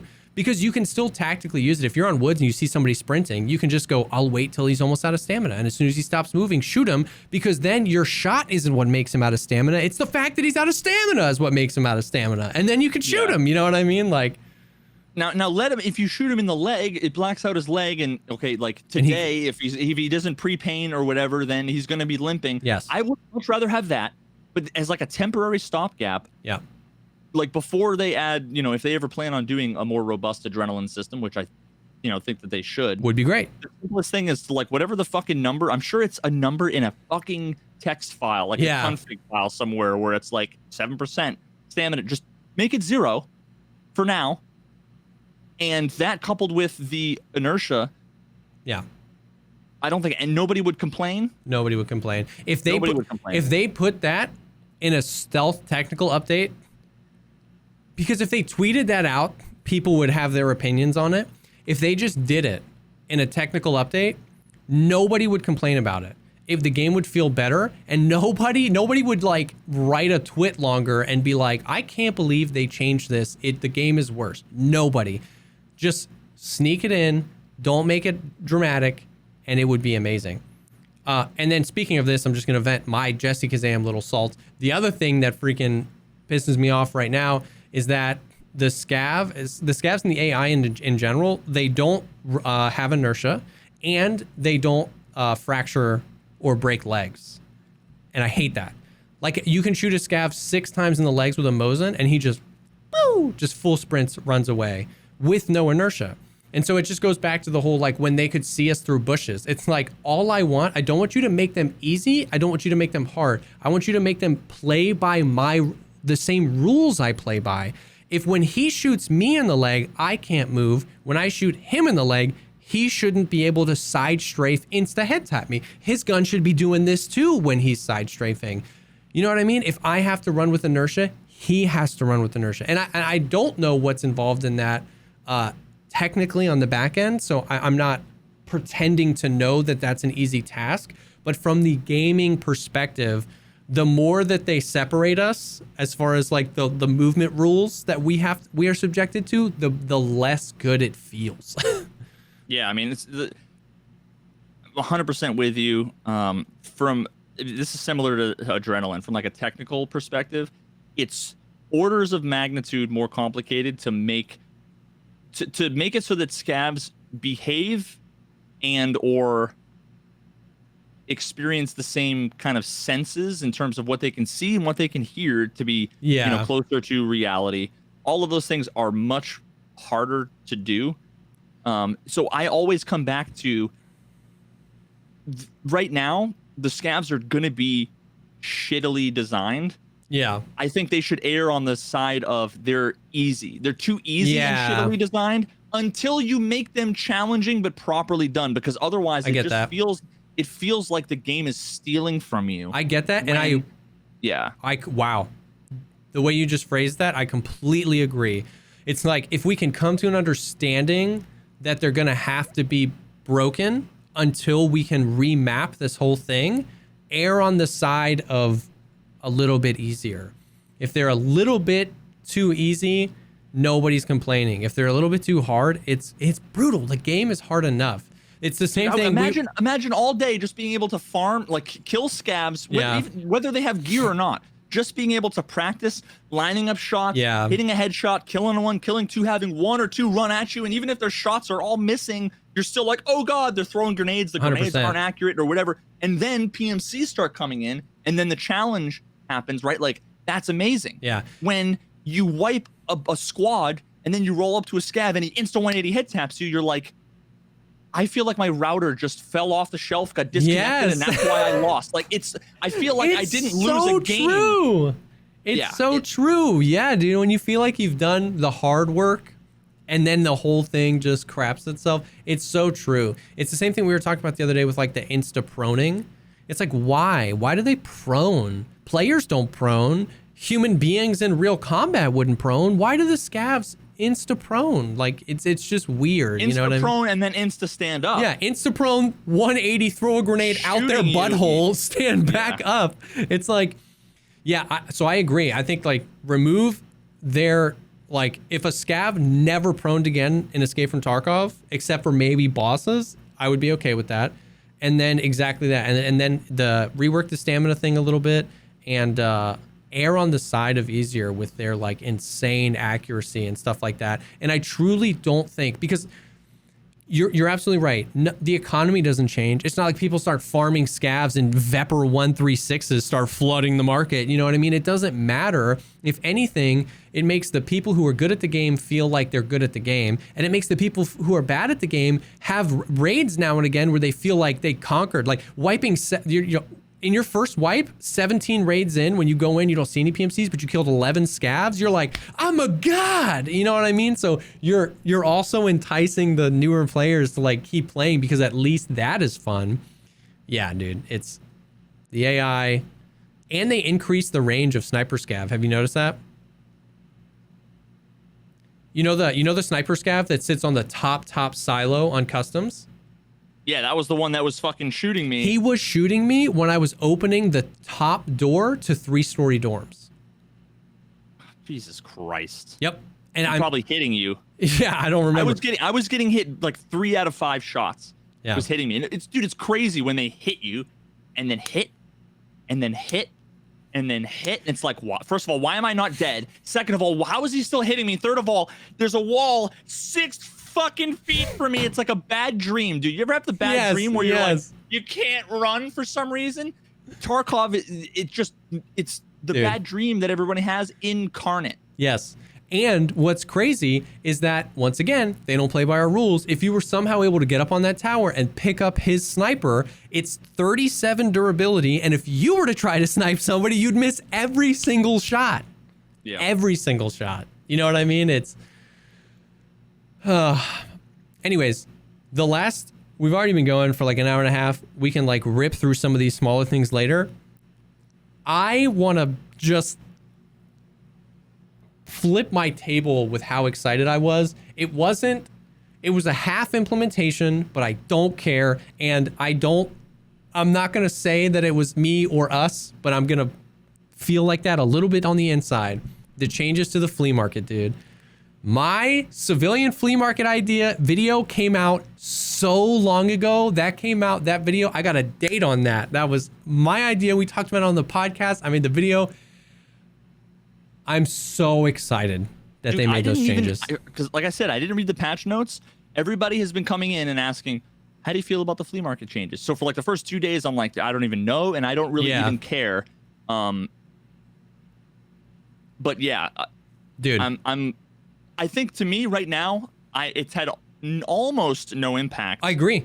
It's something too early. It's like too early for. All I will say is, I have found a few stacks of like Igolnik and BS, and the first thing I do is right click and then go to see how much it is on the flea market and see there's nothing there, and I'm like, oh, I guess I'll use it. And then when I take it in with me, and I die, I actually don't feel as bad. Yeah. Because before it was like I should have just fucking sold it. Yeah, you're just shooting $100 bills instead of bullets.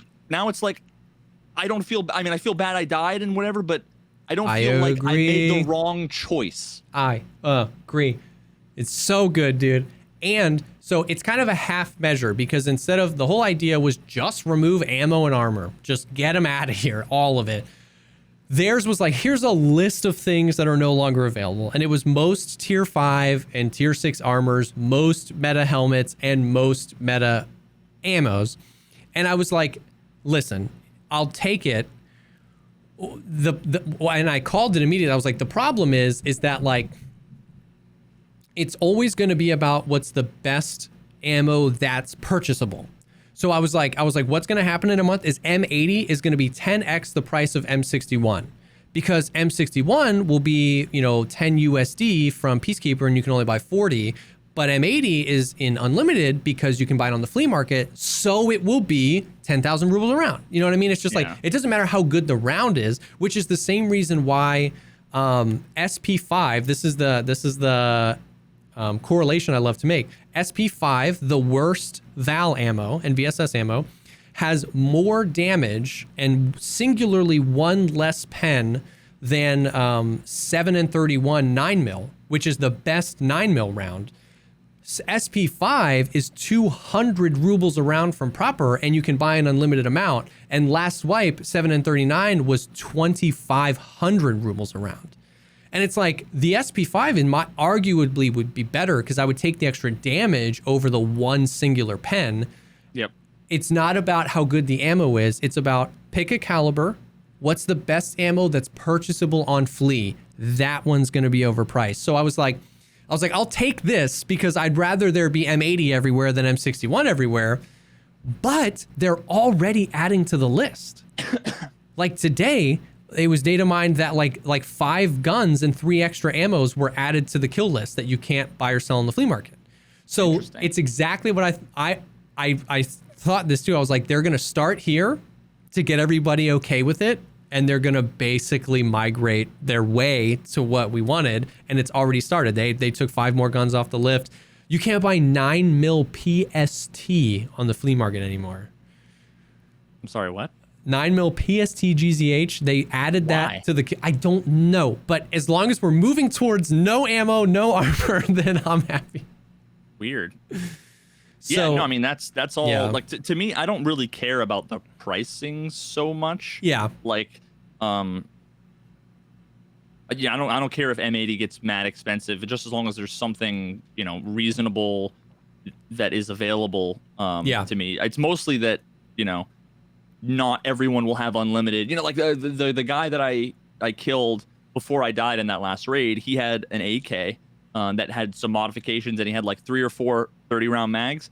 The one mag he had in the gun had BP. Yeah. The other 3 mags had PS. Yes. And it was like, oh, well, any other wipe, he would have had 4 rounds, either 4 mags of PS or 4 mags of BP, because he either would have had access and he would have bought it. And you're so right. You're so right. So you're exactly right. So that's the thing is like, I'm really excited about it, and I'm excited that exactly everything feels like it has value. What you said about it not feeling like money even when you decide to use it, I think is a thing. I think that'll push a lot of newer players. They're going to find slicks and hex grids and stashes, right? Like every once in a while you score and you pull an olive slick out of a stash.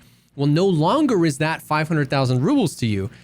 That's like 80K to Ragman, or take it in and maybe it'll save you. You know what I mean? So, or maybe, some other, let's say you're a relatively newbie guy, right? And you die, and it sucks that you lost the thing and you died.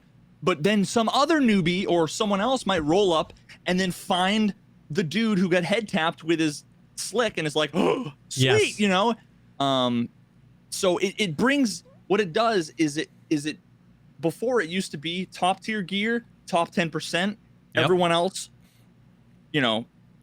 garbage. Now it's, at least it seems to me like it's going to be an even distribution of top tier shit amongst the whole, which makes it so that there's really only 10% of the raid has top tier shit, but that 10% sometimes is the best and sometimes is the worst. So you're more likely to find it and use it and to be able to loot it, no matter how good you are. I agree. Right? So, it compresses the whole spread. You know what I mean? Because the top have less access and the bottom arguably have more access. And this is the thought process I've been working. We've had this conversation. People come in and they're like, what do you think about the flea market change? I feel bad. Like, I can't buy anything anymore. And I'm like, well, how often do you play? And they're like, I don't know, 10, 15 hours a week. I was like, when was the last time you bought a slick or M61 on the flea market? And they're like, oh, never, I can't afford it. I was like, okay, so while technically your access is restricted, are you not frustrated every single day that you die to M61 by slick players? And he was like, yeah, that sucks. Okay, your access is restricted, but you never buy those things. The people that kill you buy them from the flea market. So it effectively gives you a better chance, because if you find those things, now you're going to use it. And even if you don't find those things, you didn't buy it anyway. It's just making it harder for those people to get it. So but it's not impossible.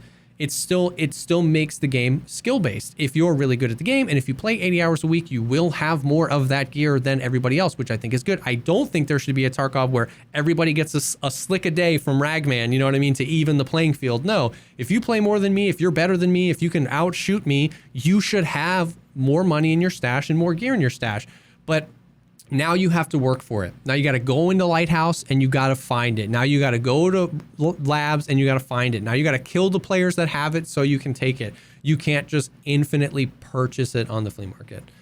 So that was a surprise. They did not say they were making changes to the flea market. Dude, literally like 14 hours prior, somebody was in my chat was like, you think they're going to add civilian flea? And I was like, bro, no, but that would be epic. You know what I mean? And then I woke up to my mod DMing me the screenshot of that from the patch notes. And I was like, I erupted out of my freaking bed, dude. I was so excited.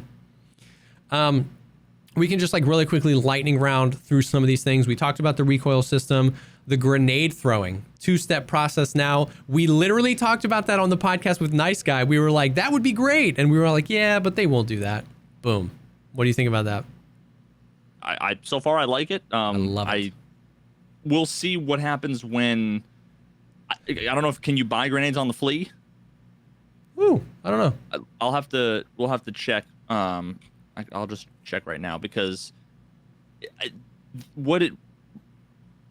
yeah, you can, and they're like fogs are only like 10,000 whatever. So I don't think it actually fixes the spam problem, because I don't think anybody complained that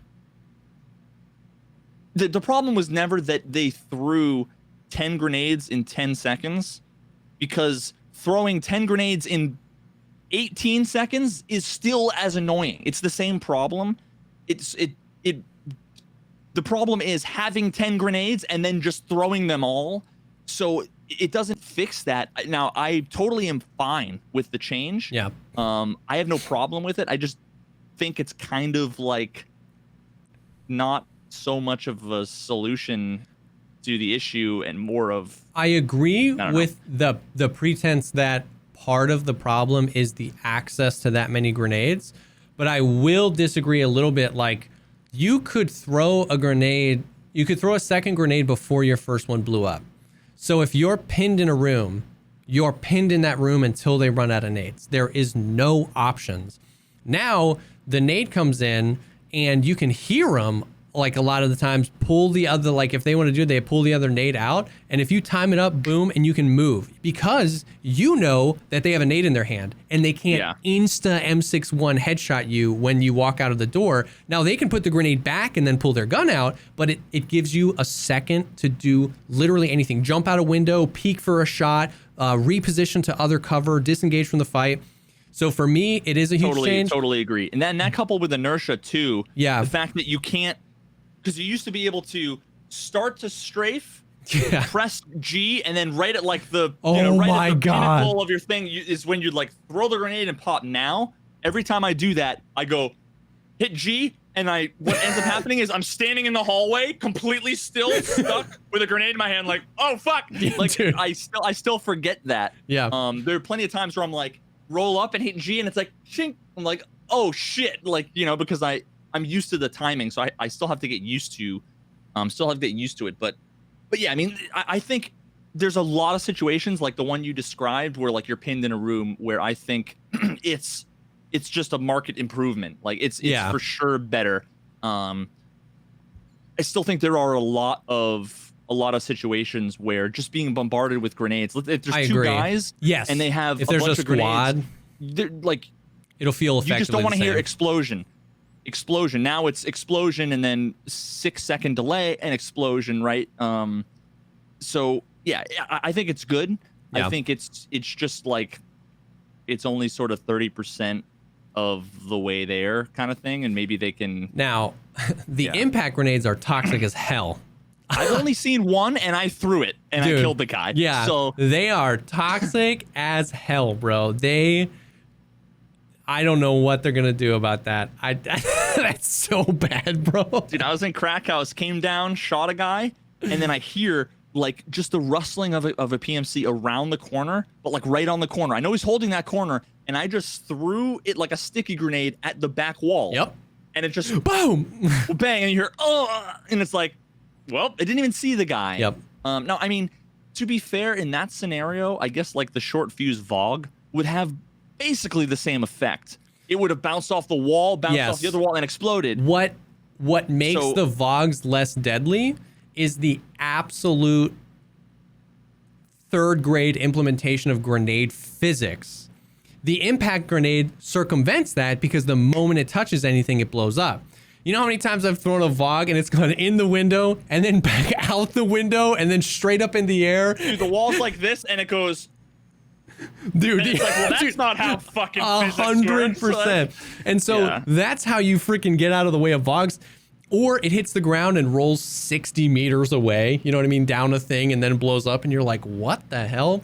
So the impact, in a perfectly optimized game, you're right, the impact nade wouldn't be that far away from the shorter fuse Vogue, but because it completely circumvents those physics and you can literally just hit a surface near the guy, you're gonna kill him. It's pretty. Now, it's not that bad yet because it's level 3 Peacekeeper, which very few people have. I don't even have it. And you can purchase 2 per reset. I imagine that they will end up being a barter only, which is effectively the same. I don't know. Not enough. Oh, I just got a bunch of daily quests again. Maybe they'll actually not be broken. So it's interesting. It's interesting. It's gonna make Grenadier much easier, which will be nice. But I fucking hated, dude. I hated that going into factory and you like in the dude spawns and the poor like little pistol boy or hatchling or whatever spawns in forklifts and you throw the grenade right in the corner and it's like ring and goes this way and you're like, well fuck, or another one. Dude. And you just see them like panicking. Like I feel like I'm torturing this poor guy because I'm like, I'm at the whim of these all the right angles. You know, it's like, imagine trying to fucking sink a basketball shot, but there's 8 million right angles, and you're playing with one of those hyper bouncy balls. Yeah, you know, just like, you know, like dude, 100%. You just gotta go and shoot the guy in the leg, and then like underhand the grenade at his legs, look him in the eyes, and be like, "I'm sorry, dude." As you back away, like that was the only way to do it, right? Bro, Pestily right now because he's insane. He's on the quest. He's running around factory with the nade in his hand going friendly, friendly, friendly. And the guy goes, I'm cool. And he just turns the corner and throws it at him. The clips are they're great. I'm not saying he's doing anything wrong. It's the game, right? It's so funny. But I'm like, I'm going to do the same thing when I have Grenadier, but the grenades are rough, dude. I think I'm probably, I'm they're probably rough. Gonna be like, yo, dude, you need any items? You need any loot? Like have you seen, here, let me drop this for you. I don't know. I keep picturing them like they're the sticky grenades from Halo. It doesn't work that way because then you could just go like and then run away. This you can't. You kind of have to Kobe it a little bit, right? Bro, it's crazy. We got a few new cases. Have you seen the injector case or the keycard case? I saw the injector case and I just got a fat chub. That made me super excited because on day 1 I got a black keycard. What the? Yeah, in one of the shelves in customs, there was a wallet. Opened up the wallet, and there was like a stack of dollars, a stack of rubles, and a black key card. So I've done a few labs runs. But Jesus. Now it used to be like you'd go in.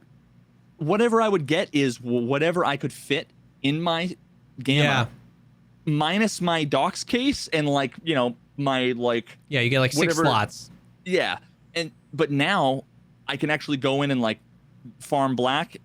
And then I can actually get like a bunch of stims and maybe like, a couple of a LEDX and like 2 fucking golden stars or something. Whereas before, I get killed by the cheater. I personally think it's too big, but I'd rather have it in the game than not have it in the game. Does that make sense?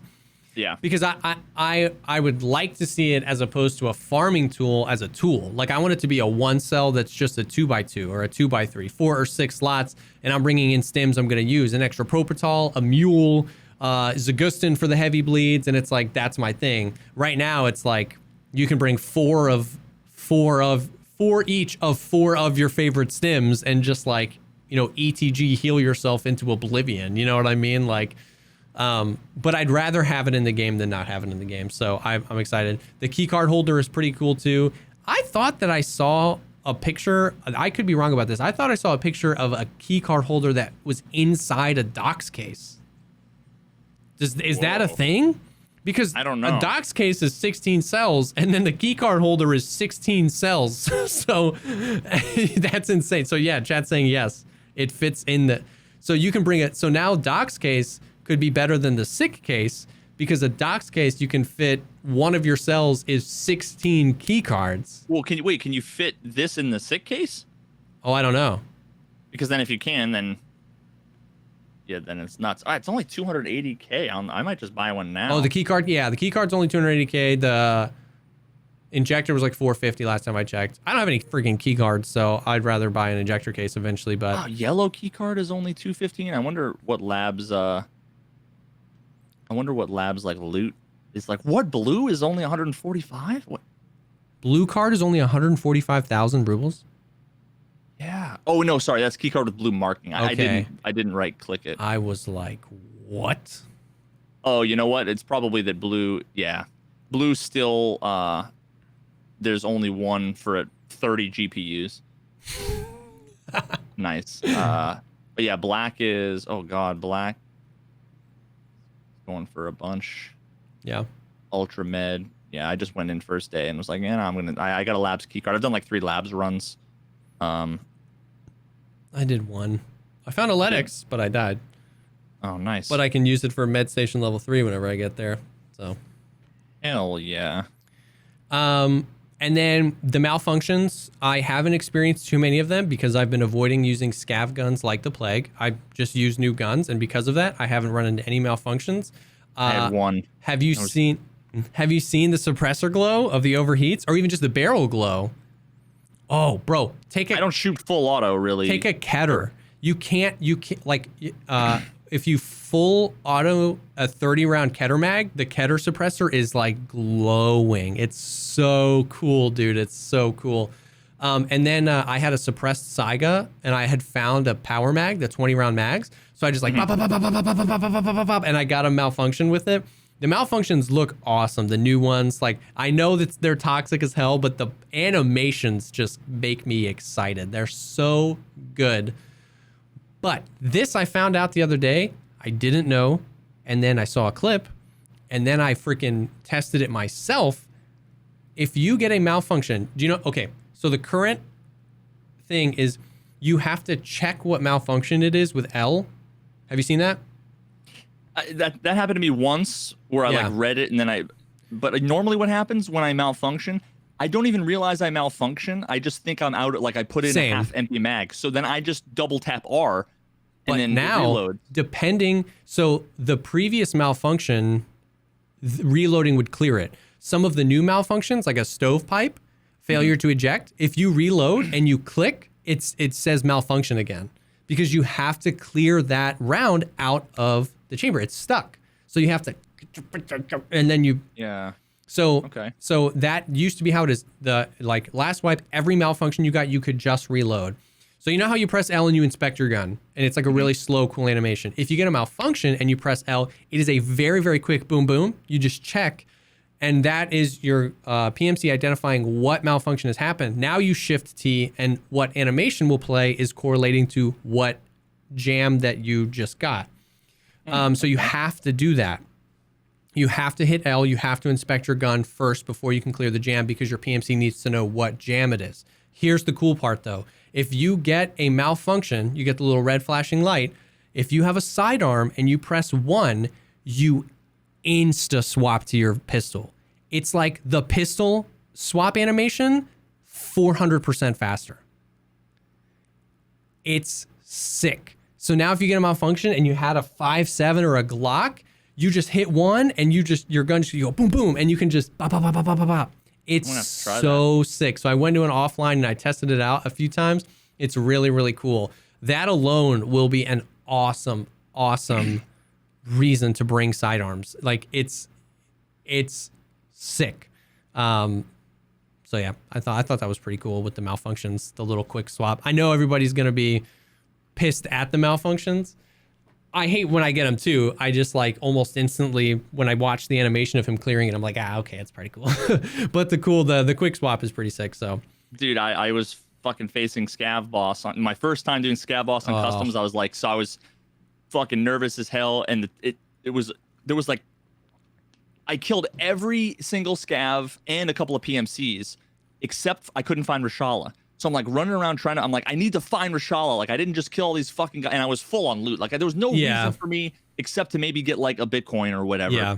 But I'm like, I have to like finish this off. Well, the last thing I did was like run him down, finally found him. Now there was like 90 seconds left in the raid, and I'm at gas station. I'm like, so I need to fucking get out, right? Like fast. So I'm like panicking. I roll up on him and I'm like, click. And then I'm dead. And then I watched the replay and I was like, fuck. Like I thought I ran out of ammo, but it was a goddamn malfunction. Yep. Oh, and it's just a shitty way to die. It is. It's a rough way to die for sure. And especially because like the gun I had was pretty new, but I had gone through 4 or 5 magazines because I just killed a bunch. And by that point, it's already, enough to put it past the threshold of 100%. You're not gonna. Yep. So, yeah. I think eventually it's just gonna push us to like the ever-present threat. So going from guns never malfunctioning ever to having the threat of a malfunction, I'm assuming over time will prioritize positioning near cover when engaging. Because like last wipe, like the strat is like, if you hear somebody running, you don't wait for them next to cover. You run out in front of them. Like, you know what I mean? Like aggressor always wins. Like you pre-fire and you're moving over time, positioning yourself in a place where if I got a malfunction, I don't have to turn around and run to cover. I just unlean, freaking fix the thing, and then maybe approach from a different angle. I'll be interested to see if it actually like gets into the psychology of firefights, because Tarkov right now it's not until the netcode is fixed. Yes, I agree. That makes sense. Yeah. But yeah. So yeah, man, I mean that's those are the big things that happen in 12.12. I cannot get over how good the patch is. And I completely agree with you, man. The largest issues with the game definitely still persisted, but the ability for them, it was just uncanny to me how well they stuck the landing on this patch. Dude, in the past, it's always been, here's a bunch of shit nobody cares about, nobody wants, and the bugs aren't fixed. This time was, here's a bunch of shit you all wanted that you didn't know we were going to deliver, and we delivered it great, and all of the same bugs. So again, it's like it's bittersweet. I'm super happy about all the things, and I'm really excited about the future, and I think that they're listening and all this stuff. But at the same time, I'm still going to be salty 100%. About the same old bullshit, but listen, I'm going to be salty. If you don't want to hear me being salty, then by all means, go watch Jesse play. If you can let me just bitch and whine and moan for a little bit, for a few minutes, and then, let me cool off, then it's fine. And I'll keep playing Tarkov and we'll all be good. Right. I completely agree, but I was exactly what you said. Compared to the past few wipes, just getting map expansions and a few small features that were largely irrelevant 4 days into the wipe, to get a new map, a few giant features we were all expecting that thought were going to change the game, that have changed the game, arguably changed the game more than most people thought they were. A lot of the Voip deniers are now tweeting out Voip is the best thing that ever happened to the game. In addition to those things we saw coming, 11 other things the community have been longing for, like simple things, injector case keycard holder. Like, who's mad about that? Like, that's so cool. Then you got the grenade thing, and you got like all this stuff, the flea market changes, a bunch of additional stuff.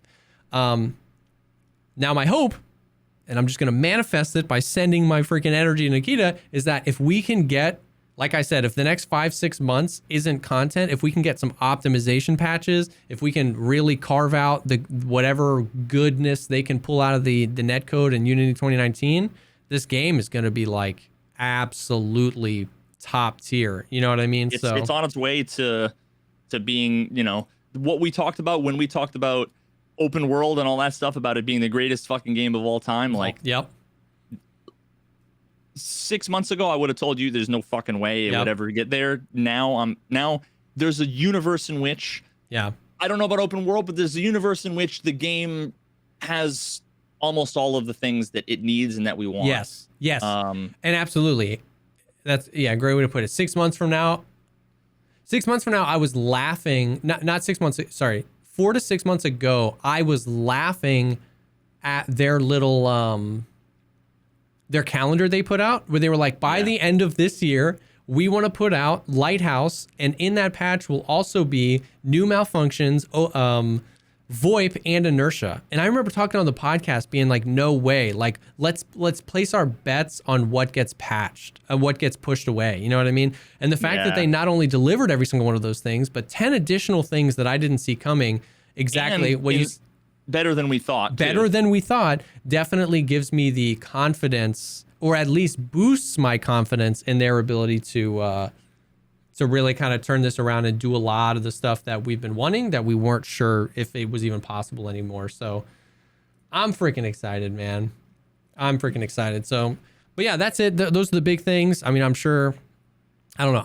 I'm super excited to get back into it and grind. And there's a lot of stuff, man. Definitely go check out Lighthouse. Just hit it on your scavs, man. Run over to that place, learn the extracts, and it's risk-free. And I've made 50% of my money from just running in there, pulling out Bitcoins and gear and scooting on out of there. It's so good.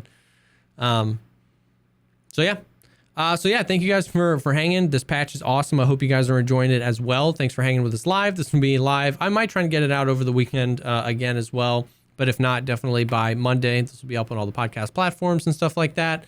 And it's a good time. It's a good time to be playing Escape from Tarkov. So thanks for hanging with us, and we will definitely see y'all on the next one. Peace.